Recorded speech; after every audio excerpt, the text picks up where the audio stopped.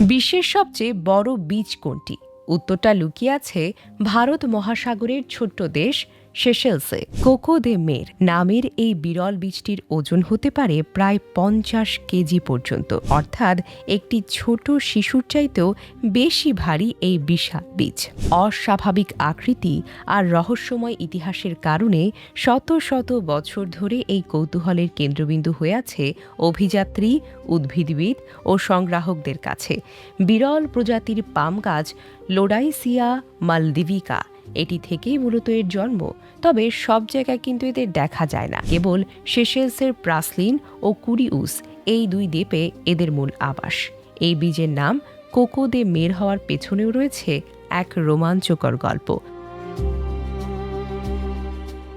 শত শত বছর আগে পাম গাছের প্রকৃত উৎস আবিষ্কারের আগে মাঝে মাঝেই এই বীজগুলো ভারত মহাসাগরে ভেসে এসে মালদ্বীপ সহ বিভিন্ন উপকূলে পৌঁছাত।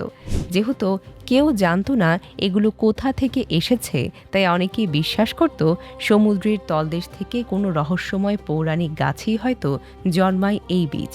ফরাসি এই কোকো দে মের নামের অর্থই হল সমুদ্রের নারকেল।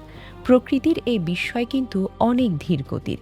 একটি বীজ পুরোপুরি পরিপক্ক হতেই তো সময় লাগে 6 থেকে 7 বছর, আর গাছে নতুন ফল ধরতে লাগে কয়েক দশক। ধারণা করা হয় গাছগুলো শত শত বছর ধরে বেঁচে থাকে। ইতিহাস বলে ইউরোপীয় রাজদরবারের যুগে কোকো দে মের ছিল অতি দুর্লভ ও অমূল্য সম্পদ।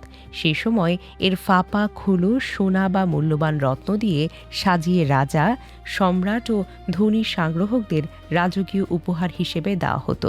সমুদ্রের ভেসে চলা রহস্য থেকে রাজদরবারের বহুমূল্য সম্পদ, কোকো দে মের আজও পৃথিবীর অন্যতম সেরা প্রাকৃতিক বিস্ময় ও রোমাঞ্চের প্রতীক হয়ে টিকে থাকে।